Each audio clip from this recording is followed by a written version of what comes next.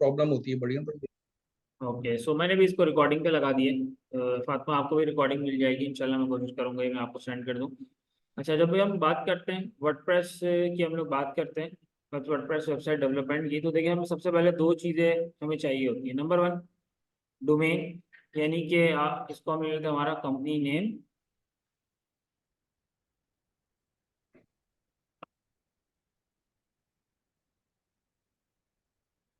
Company name हमें चाहिए होता है कि लाइक हमारी जो भी कंपनी का नाम है वो, देन फिर उसी नाम को हम लोग परचेज कर लेते हैं .com पे, .us पे, .info पे, जो भी नाम उसका अवेलेबल होता है। ठीक है। और जब हम डोमेन परचेज कर लेते हैं तो डोमेन के बाद हमें रिक्वायरमेंट होती है होस्टिंग की।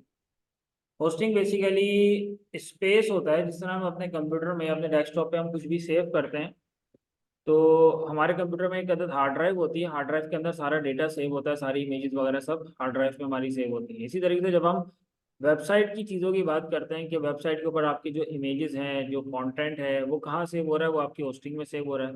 होस्टिंग आपकी दुनिया में किसी भी जगह पे, किसी भी लोकेशन पे हो सकती है जहाँ का सर्वर आपने परचेज किया है। लाइक आपने कनाडा का सर्वर परचेज किया तो आपका सारा डेटा कनाडा के सर्वर पे रखा हुआ है, यानी कि कनाडा के कंप्यूटर पे रखा हुआ है। आपने जर्मनी की होस्टिंग ली है तो सारा जो आपका डेटा है वो जर्मनी के सर्वर पे आपका सारा डेटा अवेलेबल है। जब आप ये दो चीज़ें परचेज कर लेते हैं तो फिर आपको यहाँ से मिलता है सी पैनल मिल जाता है, कंट्रोल पैनल। कंट्रोल पैनल में जाकर आप अपना वर्डप्रेस इंस्टॉल कर सकते हो। वर्डप्रेस बेसिकली एक इजी टू यूज CMS है, यानी कि कंटेंट मैनेजमेंट सिस्टम है, जिसके थ्रू आप अपनी वेबसाइट को इजीली डिज़ाइन और डेवलप कर सकते हो। अच्छा, WordPress, OpenCart and then Magento, ये तीनों CMS हैं, कंटेंट मैनेजमेंट सिस्टम है। इन तीनों के थ्रू आप इजीली वेबसाइट अपनी डिज़ाइन और डेवलप कर सकते हो। लेकिन अब ओपन कार्ड और मजिंडो बहुत ज़्यादा यूज़ नहीं होते। अब जो ज़्यादातर यूज़ होता है वो वर्डप्रेस यूज़ होता है। और वर्डप्रेस के बाद जो सेकंड नंबर पे लोग यूज़ करते हैं वो शॉपिफाई यूज़ कर रहे हैं।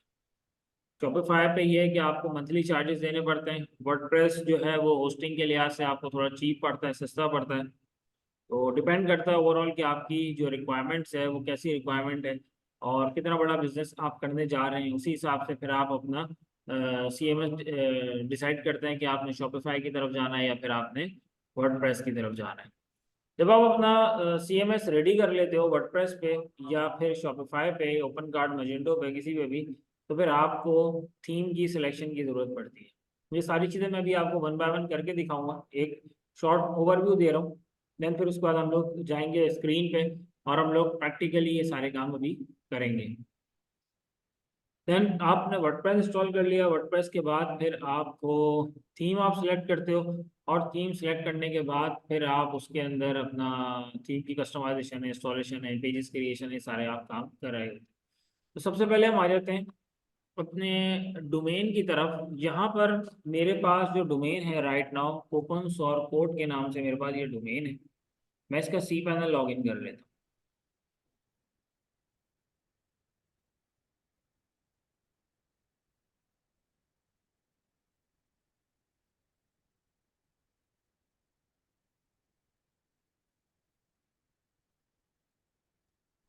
अब सर, अगर हमें लॉगिन करना होगा तो कैसे करेंगे? देखिए, इसके अगर आपने लॉगिन करना होगा तो नंबर वन कि आपके पास अपनी वेबसाइट होना चाहिए। अगर आपके पास अपनी वेबसाइट नहीं है तो मैं आपको टेस्टिंग के लिए मैं अपना ID पासवर्ड मैं सेंड कर दूंगा। तो लाइक 5 to 7 डेज के लिए आपने इसके ऊपर जो प्रैक्टिस वगैरह करनी है वो आप कर लिएगा, क्योंकि आफ्टर 5 to 7 डेज बाद हो सकता है और भी स्टूडेंट्स के साथ मैं शेयर कर दूँ, तो मे बी इसका पासवर्ड चेंज हो जाए। तो आपके पास 5 to 7 डेज होंगे प्रैक्टिस करने के लिए।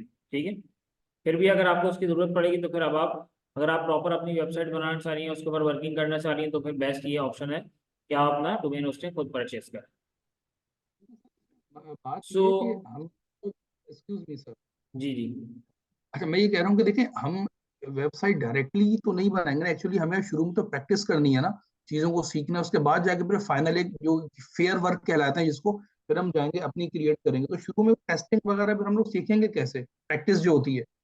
मैं आपको ये दे रहा हूँ ना, अपना अपना लॉगिन डिटेल्स मैं आपको प्रोवाइड करूंगा। तो इसको अगर हम लोग क्रिएट करें अकाउंट तो क्या उसमें चार्जेस वगैरह होंगे? जी ये पेड होता है, ये आपने अपना खुद परचेज करनी होती है अपनी वेबसाइट। मतलब कितने ये कम से 10 कम भी 20 50 आपको, और? कम से कम भी आपको 10,000 की पड़ेगी ये डोमेन होस्टिंग की मिला के। हाँ चलें, फिर तो ठीक है, इतना महंगा नहीं है ये। जी। ठीक है, सही। अच्छा, अब आप देख लें, ये मैं आ गया उस वक्त सी पैनल पे। ठीक है, ये जो डोमेन होस्टिंग कंपनी है ये वो आपको प्रोवाइड करेगी। इसमें हम अपने यहाँ से हम अपनी कंप्लीट वेबसाइट को मैनेज कर सकते हैं। लाइक आप देख लें यहाँ पे ईमेल एड्रेसेस आ रहे हैं। अक्सर आपने देखा होगा कंपनी के बिजनेस ईमेल एड्रेस होते हैं, लाइक info@कंपनी नेम, और जी सेल्स जी। का ईमेल एड्रेस होता है, मैनेजर का ईमेल एड्रेस होता है, वो सब हम लोग यहाँ ईमेल अकाउंट से जाके क्रिएट करते हैं।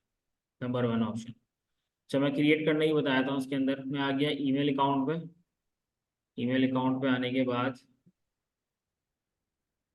अब देखें यहाँ पर मैंने कुछ ये ईमेल एड्रेस क्रिएट किए हैं। पहले मैं पुराने ईमेल एड्रेस को रिमूव कर देता हूँ।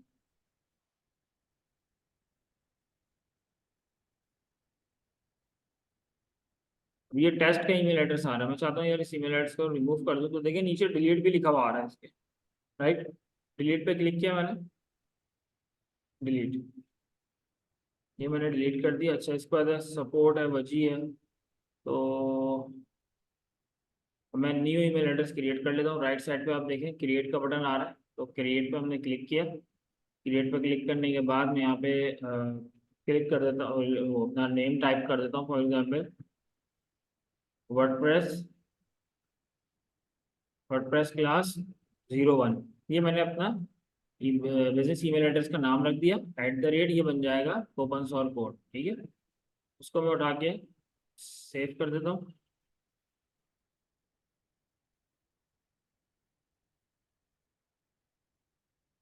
ये हमारा बिजनेस ईमेल एड्रेस आ गया, और @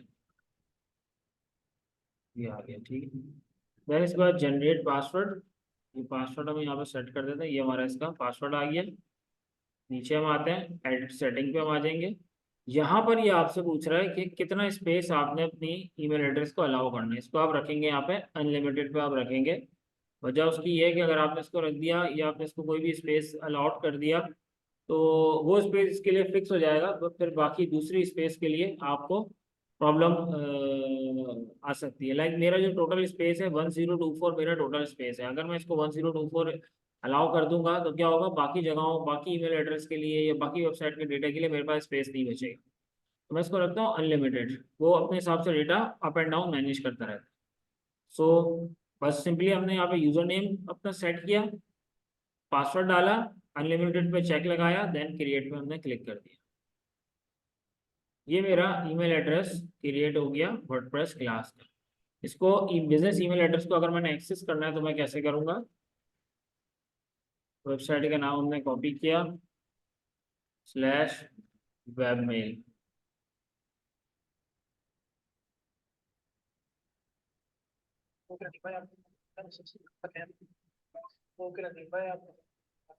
कब तक है अभी? मैं क्योंकि मीटिंग में हूँ अभी और वही ले रहा हूँ बस सारे में। अच्छा, ये हमारा आ गया ईमेल एड्रेस, ये हमारा आ गया पासवर्ड, एंड देन लॉगिन। ये हमारा बिजनेस ईमेल एड्रेस लॉगिन हो गया।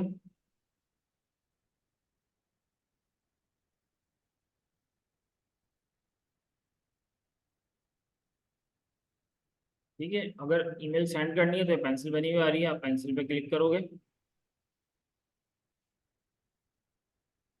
यहाँ पर मेरी आप, वेबसाइट पे कोई भी कस्टमर मुझे नोटिस भेजता है अगर, तो जो मेरा ईमेल एड्रेस है वो ऑटोमेटिकली मुझे ये वेब में लॉगिन करके वहां चेक करना पड़ेगा अलग से?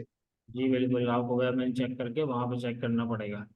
ठीक है, और अगर आप चाहते हो कि यार अब आपके अपने बिजनेस ईमेल एड्रेस यहाँ से भी क्रिएट कर दिया, आप चाहते हो कि यार मेरा एक जीमेल का एड्रेस है, तो मैं नहीं चाहता कि जीमेल पे जाके बार बार चेक करूँ, तो आप इसके ऊपर फॉरवर्डर भी लगा सकते हो। तो आपकी सारी ईमेल्स कहाँ रिसीव हो जाएंगी, आपके जीमेल पर रिसीव होंगी। और अगर आप इसको अपने आउटलुक के साथ कॉन्फ़िगर करना चाहते हो तो यहाँ पर आउटलुक, जैसे ही आप ईमेल एड्रेस क्रिएट करते हो यहाँ पर ही आपके आउटलुक कॉन्फ़िगरेशन की यहाँ पे ये सारी सेटिंग्स भी आ रही हैं। आउटलुक को आप इसको कॉन्फ़िगर कर सकते हो, ठीक है। अच्छा, फॉरवर्डर कैसे लगाना है। नंबर 1 ईमेल एड्रेस क्रिएशन हमने देख लिया। नंबर 2, अगर फॉरवर्डर लगाना है, यानी कि आपने जो ईमेल एड्रेस क्रिएट किया है आपको वेब मेल पे ना देखना पड़े, सारी ईमेल्स आपकी आ जाए, आपके जीमेल पर आ जाए। तो देखो ईमेल के बिल्कुल बराबर में आपके पास लगा हुआ है फॉरवर्डर लगा हुआ है। फॉरवर्डर पे हमने क्लिक किया, ये कह रहा है हमसे कि ऐड फॉरवर्डर। डोमेन हमने सेलेक्ट किया यहाँ से, managing domain, add forwarder. Add forwarder पर आने के बाद इससे एड्रेस पूछा कि एड्रेस क्या है। मैं कहता हूँ कि मेरा जो एड्रेस है वर्डप्रेस क्लास, ये मेरा एड्रेस आ गया। और फॉरवर्ड टू ईमेल, किस ईमेल पर आपको ईमेल चाहिए। मैं कहता हूँ कि यार जब कोई मुझे वर्डप्रेस क्लास .1 के ऊपर ईमेल भेजे तो वो ईमेल रिडायरेक्ट होके मुझे मिले SUNadeem.1 पे मुझे मिल जाए। तो मैं यहाँ पे करता हूँ ऐड फॉरवर्डर। अब जब कोई मुझे बिजनेस ईमेल पे ईमेल भेजेगा वो ऑटोमेटिकली रिडायरेक्ट होकर आ जाएगी मेरे जीमेल अकाउंट पे, मुझे रिसीव हो जाएगी। ये देखें यहाँ पर ये फॉरवर्डर मेरा ऐड हो गया। ये डिलीट करना है, 1 क्लिक पर रिमूव हो जाएगा। डिलीट कर दिया हमने इसको, ठीक है। तो ये हमारा ईमेल एड्रेस भी हमने क्रिएट करना भी देख लिया cPanel से, और उसको फॉरवर्डर लगाना भी देख लिया। क्रिएट करना, डिलीट करना, सारी से हमने यहाँ से चेक कर लिया। नाउ हम आ जाते हैं अपने फाइल मैनेजर की तरफ। हम आ जाएंगे अपना, तो इसके अंदर अभी हम लोग देख लेते हैं। अब जो हमारा स्टेप है कि how to install the themes, how to install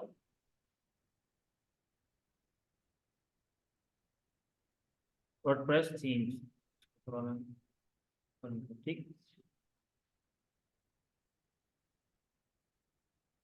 अब वर्डप्रेस की जो थीम्स हैं वो आपने कैसे इंस्टॉल करनी है फ्रॉम दी cPanel।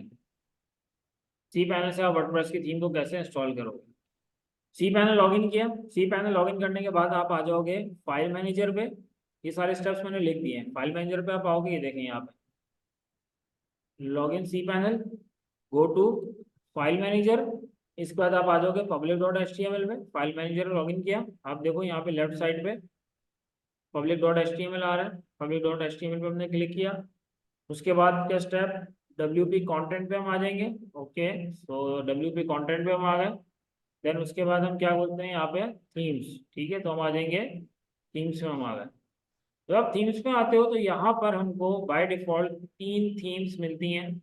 वो थीम्स अभी फिलहाल इसमें नहीं है क्योंकि मैं ऑलरेडी इसको रिमूव कर चुका हूँ थीम्स को यहाँ से। तो अभी हमारे पास यहाँ पर 1 2 3 थीम्स यहाँ पे हमारे पास आ रही हैं, यहाँ पे बाय डिफॉल्ट आ रही हैं। आपने अगर किसी थीम को ऐड करना है तो अब आप क्या करोगे, ऊपर आप देखो अपलोड का बटन है। अपलोड पे मैंने क्लिक किया। क्लिक करने के बाद मैं यहाँ से फाइल को सिलेक्ट करूंगा कि जहाँ पर भी मैंने अपनी थीम रखी हुई है। मैं देख लेता हूँ कोई ऐसी थीम्स जो हमने रखी हुई हो, वो अपलोड कर लेते हैं यहाँ से।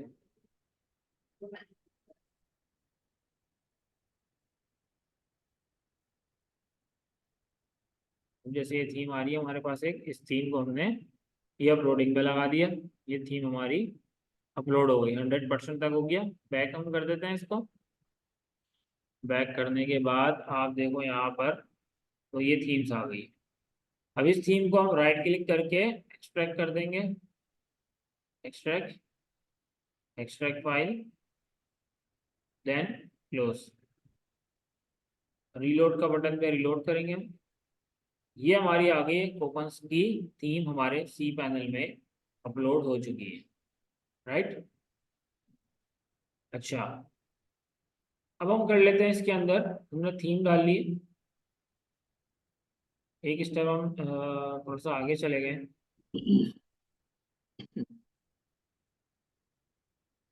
अच्छा, ये यहाँ पे मैं थोड़ा सा स्टॉप करता हूँ। मुझे बताएं थीम डालने में कोई मसला। बहुत फास्ट चल रहे हैं, मतलब इतने हम लोग प्रोफेशनल नहीं है, फर्स्ट टाइम ही है तो समझ में नहीं आती चीजें, काफी फास्ट हो रहे हैं। I am sorry. अच्छा खैर, मैं अभी हम कहाँ से रिकॉर्डिंग बताएं? रिकॉर्डिंग पे मैंने लगाया हुआ है तो आप इसको फिर बाद में स्टॉप करके भी देख सकते हैं। और नहीं, जो कुछ इस, पॉइंट्स हैं, कुछ क्वेश्चंस का टाइम भी नहीं दे रहा ना सर, थोड़ा सा चीजों में बीच में हाँ पूछ मैंने लो यहाँ पे प्लीज। स्टॉप कर दिया ना, इसीलिए मैंने यहाँ पे स्टॉप किया। अभी आपके जहन में क्वेश्चन है तो वो आप कर सकते हैं। अभी हम डायरेक्ट वर्डप्रेस पे पहुंच के वेबसाइट क्रिएट करना शुरू कर रहे हैं, या हम लोग अभी अपनी ईमेल वगैरह को बैकग्राउंड पे काम कर रहे हैं? जिस तरह थीम डाउनलोड हो रहा है तो थीम क्या वेबसाइट का मेन पेज है जो कि डाउनलोड कर रहे हैं हम लोग, और जो ईमेल हमने एड्रेस किया है। अभी हम वर्डप्रेस पे स्टार्ट कर चुके हैं वेबसाइट बनाना। नहीं, अभी हमने वर्डप्रेस पे बनाना स्टार्ट नहीं किया है। अभी देखिए हमने क्या किया, सबसे पहले हमने अपना सी पैनल लॉगिन किया। सी पैनल लॉगिन करने के बाद हमने जस्ट ईमेल एड्रेस क्रिएट करना देखा है कि हम ईमेल बिल्कुल एड्रेस ठीक है। कैसे क्रिएट करते हैं, डिलीट करते हैं, ईमेल एड्रेस पे हम कैसे फॉरवर्डर लगाते हैं। ठीक है, अब ठीक हम है। आ जाते हैं कि हमने वर्डप्रेस अपना इंस्टॉल कैसे करना है। अभी मैंने थीम डालना बताई थी आपको। Excuse me, अच्छा, आपने ईमेल एड्रेस जो क्रिएट करवाया है, डोमेन नेम, जैसे कि मेरा जैसे forum@orascom.com, तो क्या मैं डोमेन अपना ले चुका हूँ पहले से जिसकी वेबसाइट बनाऊंगा, या अभी सिर्फ मैंने सोचा हुआ है इसको? देखिए ये अभी जो डोमेन है ना, डोमेन होस्टिंग तो आप कहीं से भी परचेज कर सकते हैं, डिफरेंट कंपनीज होती हैं। तो डोमेन होस्टिंग आपके पास होगा तो फिर आप ये काम कर सकते हैं। डोमेन अभी जो आपने होस्टिंग ईमेल आपके एड्रेस पास बनाया होना था, चाहिए। कूपन्स क्या है उसका, कूपन्स पॉप करके, तो ये ये हमारा कंपनी नेम है। ये हमारा ये आपका कंपनी है? ये हमारा कंपनी नेम है। ये हमारी वेबसाइट है। ये हमने ऑलरेडी एक डोमेन परचेज किया हुआ है। ठीक ठीक है। है, तो अभी इस डोमेन के ऊपर कोई मैंने डेटा नहीं डाला था, तो इसलिए मैंने सोचा कि चलो इसी डोमेन के ऊपर मैं आप लोगों को एक क्लास दे देता हूँ। लेकिन ये कि तो प्रॉपर ये एक वेबसाइट है जिसपे आप, यानी कि इसको आप यूज कर रहे हैं एज ए जी प्रैक्टिस के लिए, ये एक बिल्कुल, ये वेबसाइट है एक प्रॉपर? प्रोफेशनल लेआउट है, प्रॉपर एक ये वेबसाइट है, ऑल राइट। प्रॉपर डैशबोर्ड है। अगर आप कल को अपनी वेबसाइट बनाते हो तो सेम टू सेम सारा स्ट्रक्चर आपको एज इट इज मिलेगा। ठीक है, क्लियर है सर, थैंक ठीक यू। है। अच्छा, अभी मैं इस एक मिनट मुझे दें, मैं इस रिकॉर्डिंग को स्टॉप करके दोबारा से मैं वो करूँगा। बल्कि मैं यहाँ पे स्टॉप, ये ऐसी कंटिन्यू रहेगी हमारी मीटिंग। तो मैं वर्डप्रेस इंस्टॉलेशन की तरफ में जा रहा हूँ, तो उसकी एक सेपरेट वीडियो बन जाएगी। उसके बाद फिर हम लास्ट में उसके क्वेश्चन आंसर लिख देंगे। स्क्रीन नज़र आ रही है अभी आप लोगों को? जी।